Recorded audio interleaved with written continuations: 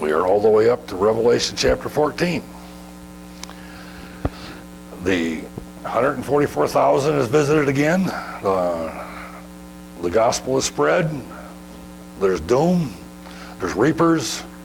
All these things come into play in this chapter. But chapter 14 really ties quite closely to chapter 13, which was last time. But the two are quite tied together. But because there's a little bit too much, I didn't want to do them as one, like I've done some of the other ones. So we should be able to actually, this one here starts off, and on the surface again, it looks a little difficult, a little complicated, but it really isn't when we apply what we have already learned. Because what we're doing now and what we will be doing for the next few times is basically looking at a lot of the same things a little bit differently. So it just gives us more insight and understanding into what we're being taught.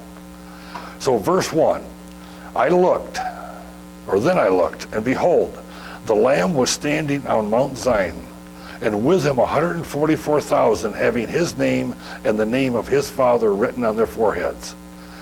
Now the 144,000, we had looked back when we went through them the first time, and we had come to an understanding that the 144,000 is the Old Testament church. Let's see if this fits again, because if we used it there, it has to fit here, or there was wrong. So in verse 2, and I heard a voice from heaven, and like the sound of many waters, and the sound of loud thunder, and the voice which I heard was like the sound of harpists playing their harps. So we have a voice from heaven. So this is the origin of the voice, okay? Many waters. So it's powerful in the way of many people. Waters we had talked about before being people.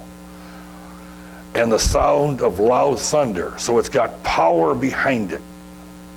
So we're in heaven, people, power, and then the sound of harpist. Sweet music. It's loud, it's strong, but at the same time it's sweet. So it's that term, it's music to my ears, comes to light. Verse 3, and they sang a new song before the throne and before the four living creatures and the elders. We've had these before, the four living creatures and the elders. We've had those before. And no one could learn the song except the 144,000 who had been purchased from the earth. Purchased from the earth. Purchased by the blood of the Lamb. Okay. The Old Testament saints are purchased by the blood of the Lamb in the same way that the New Testament church people are purchased by the blood of the Lamb. Verses 4 and 5. These are the ones who have not been defiled with women. Okay, and now here we get these women really messing things up again. So now this defiled themselves with women, that on the surface looks like, okay, what is this about? But it actually makes sense, for they have kept themselves chaste. We have to understand the fact of the church being the bride of Christ. Looking at it from that perspective, these are the ones who have not cheated on God as the bride. This is where they're chaste, and we're going to see how that really fits. These are the ones who follow the Lamb wherever he goes, followers of Christ. These have been purchased from among men as the first fruits to God and to the Lamb. They've been purchased. The Old Testament church was purchased. Okay? And no lie was found in their mouths. They are blameless. Now, who is blameless? The saints. Because they're blameless because they've been washed in the blood of the Lamb. So they've been purchased by the blood of the Lamb. They are now in heaven, and they are blameless. So they haven't defiled themselves with women from the standpoint of not being unfaithful to God. That's what that term is talking about, for they are chaste. Verses 6 and 7. Then I saw another angel flying in mid-heaven, having an eternal gospel to preach to those who live on the earth and to every nation and tribe and tongue and people. We've talked again before about the gospel message being delivered by angels. That all kind of fits in there. And to every nation and tribe and tongue and people. And he said with a loud voice, "Fear God and give him glory, for the hour of his judgment has come." This is a warning. "Worship him who made heaven and earth, the sea, and the springs of water." Now here we have a little twist on an old phrase. He who made heaven and earth, the sea, and then he puts in there, and springs of water. Now when I first read that and I saw that, I think too, like, why is that there? Obviously it's there for a reason. We always know if it's there because it needed to be there. So I actually had to really search around a little bit to really figure out how that fit in and what that taught us. So going back to the book of Exodus is our explanation for that particular line in that particular verse. And we're going to look at this little piece of Exodus and interpret it in the light of Revelation, where it also has an interpretation in light of the book of Exodus. So there's two interpretations in the same passage, but they both actually fit together. Exodus 15, 26 and 27, and he said, "If you will give earnest heed to the voice of the Lord your God, and do what is right in his sight, and give ear to his commandments, and keep all his statutes, I will put none of the diseases on you which I have put on the Egyptians. For I am the Lord, I am your healer." Then they came to Elim, where there was 12 springs of water and 70 date palms, and they camped there beside the waters. Now this is, of course, after the children of Israel had come out of the land of Egypt. Okay? Pharaoh and his army had been destroyed in the Red Sea. That's all past. They're now traveling. They're in the wilderness of Sinai, and they come to this place called Elim, which has springs of water, which of course they desperately need. And it also has these trees, which provides them with food other than the manna and quail. So I said the blessing is upon the blessing. But then the warning here where God says to them, you have to follow my commandments, you have to do what I tell you, and then none of these disastrous things are going to happen to you like happened to the Egyptians. In the same way, in the book of Revelation, it talks about those who have not defiled themselves with women, but are chaste, so they've been cleansed. People in the Old Testament had to be cleansed in the same way, because there's no way in the world that anybody on their own was perfect. So the perfection comes from Jesus. So because he says it comes from Jesus, so you are cleansed. And here you follow the commandments, which is basically being a follower of Jesus before Jesus came. Following the commandments of God. He is our healer. Here it talks about, in Exodus, it talks about the healer of diseases. But if we read it in the light of the book of Revelation, the healer from our sins. So the same thing fits, and they do fit together. And then I love the fact that it says there are 12 springs. Now in the book of Revelation, in the book of Exodus, the 12 meant 12. They counted the springs and there was 12 of them. They counted the trees and there was 70 of them. In the light of the book of Revelation, taking those same numbers and their meanings, we have a deeper understanding. Because there were 12, for this was the church, which were the children of Israel, the Old Testament church. And the 70 being the blessings from heaven. Fullness and completeness in regards to the kingdom of heaven from heavenly perspective. God provided them with a blessing above and beyond because they are his children. God provides us with blessings above and beyond because we are his children. So think the 12 and the 70, just from the Old Testament perspective, didn't really have the depth of meaning that it does when we look at it in light of Revelation. But then also we learn from Revelation, why was that term in there, springs? This is why, because it would bring us back to Exodus. Isn't it wonderful when these things all kind of seem to work out so nicely? God had his plan way, way back, and then he gives us all this information, and it kind of fits. Verse 8, and another angel, a second one, following, saying, Fallen, fallen is Babylon the Great, she who has made all the nations drink the wine of the passion of her immorality. Now, if you remember back in verse 4, it was talking about the blessings of the saints and how they were chaste. Now we're talking about Babylon. We're talking about the people of the world. And we're going to learn a lot more about Babylon as we continue our study. But Babylon is definitely the sinful state. Because Babylon got its name from the Tower of Babel. That's the history goes all the way back to that. Verse 9 and 10. Then another angel, a third one, followed them, saying with a loud voice, If anyone worships the beast and his image and receives a mark on his forehead and on his hand, he also will drink of the wine of the wrath of God, which is mixed in full strength in the cup of his anger, and he will be tormented with fire, brimstone, in the presence of the holy angels and in the presence of the Lamb. We had the mark of the beast before. The mark of the beast, which we talked about. The mark on the forehead, the mark on the hand, what you think, what you do. Not necessarily an actual marking. It may be, that day may come, I don't know. But that to me isn't really what's relevant. What's relevant is, who are we? Are we followers of the beast? Do we worship the beast with our thoughts, our actions? Or do we worship the Lamb with our thoughts and our actions? So if anyone worships the beast, receives the mark, he will also drink of the wine. And we're going to see a little bit more about that as we move along. A little bit more of this wrath of God.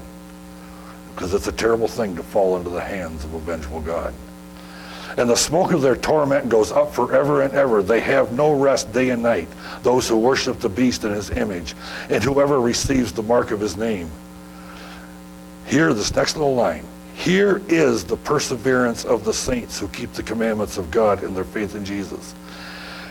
It doesn't say, we looked at before, where it says, here is. Before we looked at, this calls for the perseverance of the saints. Here it says, here is the perseverance of the saints.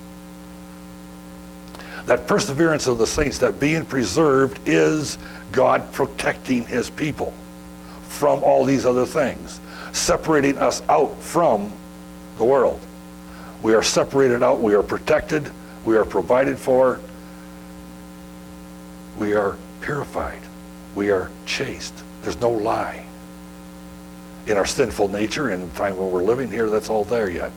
But it doesn't count against us because it's been paid for. But for those that are not, those that have that mark of the beast, who do these things, they are tormented day and night, and there is no end. This is a definite description of hell. And that hell doesn't end. It's not like a person goes to hell and they stay there for a little while, and after a couple 100,000 years, and it's over with. In comparison to eternity, a couple 100,000 years is a little while. But there is no end. There is no relief. Verse 13. And I heard a voice from heaven saying, Write, blessed are the dead who die in the Lord from now on. Yes, is the Spirit, so that they may rest from their labors, for their deeds follow them. Blessed are the dead who die in the Lord from now on. Blessed are the ones who are saved, who physically die. It's talking about physical death, not spiritual death. Because it's for those that die physically, who are believers, they're blessed. And their deeds follow them. This is kind of just a little bit of a hint of heavenly rewards. It's just kind of hinting at it. It doesn't give us much information, but it does tell us, and we're going to even see it again, where there is this concept of heavenly rewards. It's hard to understand how can we have heaven, which is perfect, which has nothing lacking, which has full, complete contentment, and then we can get above that a little bit. I mean, that's part I've yet to figure out, and I probably won't in this lifetime. For their deeds follow with them. Now a little bit explanation before we get into the next part. We go back to Matthew just to get our mind focused. And this is a parable of Jesus, the parable of the tares, where the enemy sowed the seed in the field, and you remember that. Then he left the crowds and went into the house, and his disciples came to him and said, "Explain to us the parable of the tares of the field." And he said, "The one who sows the good seed is the Son of Man, and the field is the world. And as for the good seed, these are the sons of the kingdom, and the tares are the sons of the evil one. And the enemy who sowed them is the devil. And the harvest is the end of the age, and the reapers are angels." Okay, this is really helpful as we continue on in Revelation, but we need a little bit more. So in Matthew 13, 40 through 43, "So just as the tares are gathered up and burned, so shall be at the end of the age. The Son of Man will send forth his angels, and they will gather out of his kingdom all stumbling blocks and those who commit lawlessness, and will throw them into the furnace of fire, in that place where there will be weeping and gnashing of teeth. Then the righteous will shine forth as the sun in the kingdom of their Father." And I love this because we don't see this often outside of Revelation. "He who has ears, let him hear." Remember, we've had that almost exact same term on all the letters to the 7 churches. "He who has an ear to hear, let him hear." This is almost the same thing. Those who can spiritually discern will understand. It meant that there, and it means that now. So then now we have that frame of mind of the tares and the wheat and the reaping and the harvest. We can expand on it in the book of Revelation. "Then I looked, and behold, a white cloud, and sitting on the cloud was one like the Son of Man." Automatically our mind goes right to, he will return with the clouds. Okay? "Having a golden crown on his head and a sharp sickle in his hand. And another angel," see, he's talked about as being an angel, but that happens many times in Scripture where Jesus and angels are intermixed. That doesn't mean that they're the same, but it does happen quite often in Scripture. "And another angel came out of the temple, crying with a loud voice to him who sat on the cloud, 'Put in your sickle and reap, for the hour to reap has come, because the harvest of the earth is ripe.'" The harvest of the earth. Now you remember, this is the end time. I mean, this is right at the end. The harvest of the earth is ripe in this sense because we are reaping the saints. This is the rapture. This is the rapture. But because this is the rapture time, this comes first. And we'll see that actually a number of times where we see the rapture takes place before the destruction of the world. The earth is ripe. Now, when something is ripe means it's ready, right? This means that everyone who was elect by God since before the foundation of the world has come to him. The last person, because none will be lost. That day will come. When that day comes, this day comes. So you wonder who's that last person? Then he sat on the cloud, swung his sickle over the earth, and the earth was reaped. So here we have the children of God that are living at that time are taken up. Then another angel came out of the temple which is in heaven, and he also had a sharp sickle. Then another angel, the one who had the power over fire, came out from the altar. Fire, that's from under the altar. And he called with a loud voice to him who had the sharp sickle, saying, Put your sharp sickle and gather the clusters of the vine from the earth, because the grapes are ripe. Here again, we have ripe.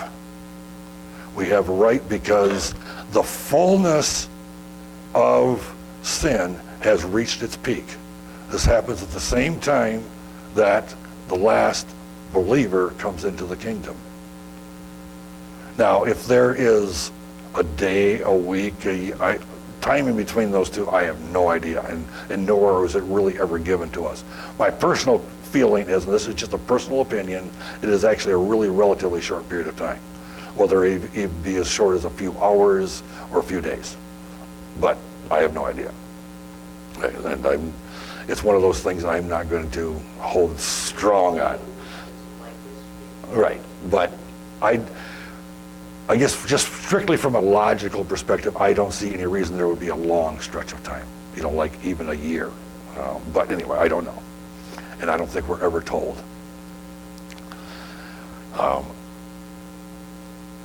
The grapes are ripe, so now you have the harvesting of the lost world. And then verse 20, which is our last verse, 19 and 20, but 20 has been our last verse. And here's where our particular translation of the Bible would cause us to miss something.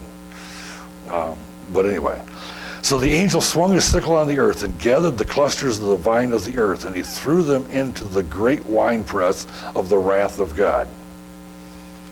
Okay, they're gathered up and they're thrown into the winepress of the wrath of God. Definite symbolism, and I'm going to show why this is symbolism here in a minute. But they're thrown into this. The wrath of God has come. Now, going back again to the Old Testament, there is a story about when the children of Israel, you might say, were coming out of Egypt, and I believe it was the Amorites that gave them problems, but they went around them because they wouldn't let them go through their land. And it was asked, why were they not destroyed? And there is a line in there that says, for their sin had not reached its fullness yet. 400 years later, they were destroyed. There seems to be something about that the sin can get to a certain level, and then God says, that's it. Your sin has reached a certain level. Yeah, Sodom and Gomorrah is a good example of that. But the fact of that 400-year grace period that God gave, because their sin hadn't been filled up yet. And here we're at the point to where the sin of the earth has reached its fullness. Verse 20, and the winepress was trodden outside the city, and the blood came out from the winepress up to a horse's bridle for a distance of 200 miles. Okay, that's our translation of our Pew Bibles. Okay? So I did a little math. Okay, how much blood is in a human body? About 1.5 gallons. Am I right? Average.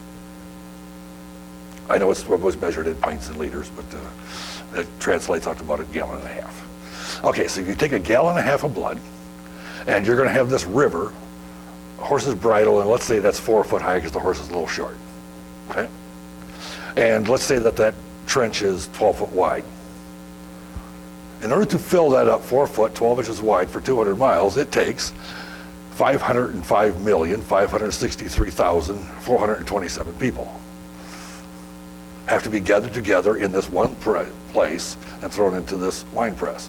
Now, if you're going to do it outside of the city, that means you don't have this perfect little trench. You've got it where it's going to spread out, so this will get multiplied many, many times over.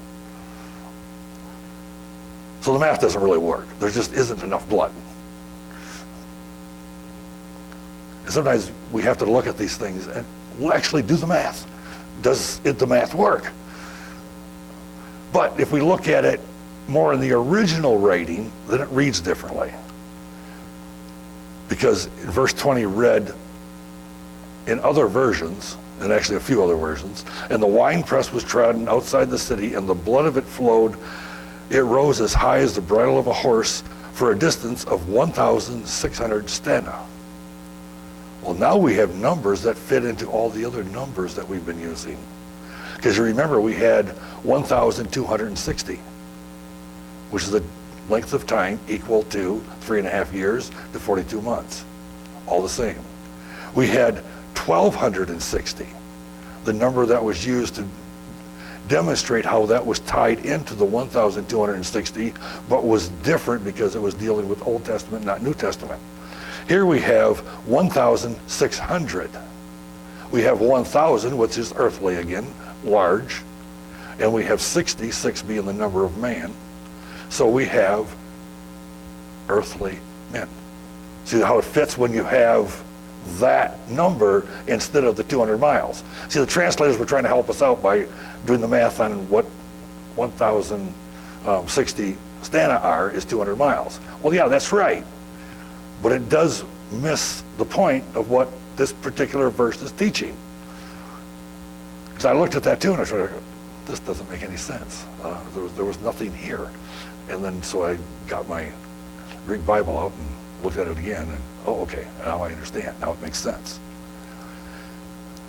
So you have the end of time, the reaping of the earth, the rapture period, and we're going to actually see it again and again.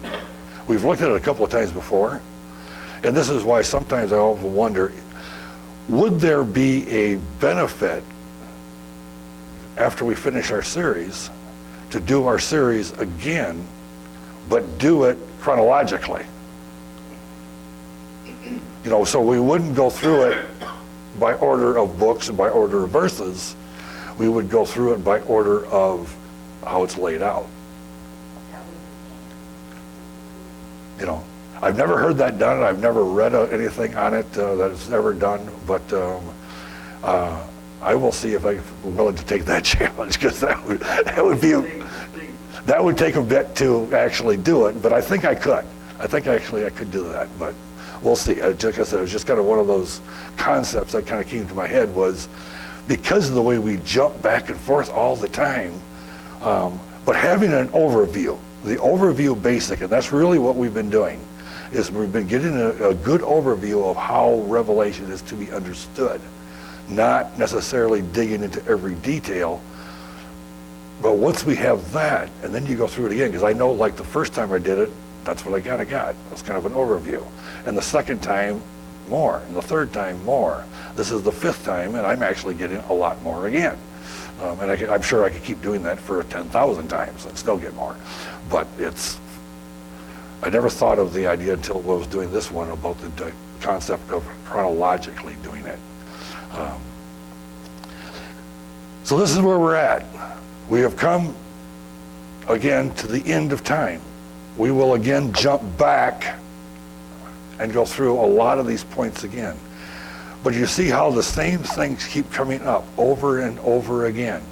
And having a proper understanding of the meaning of each one of these different things, the numbers, Babylon, the beast, the harvest, all of these things, having an understanding of these also makes it much easier to interpret what's coming as we continue along.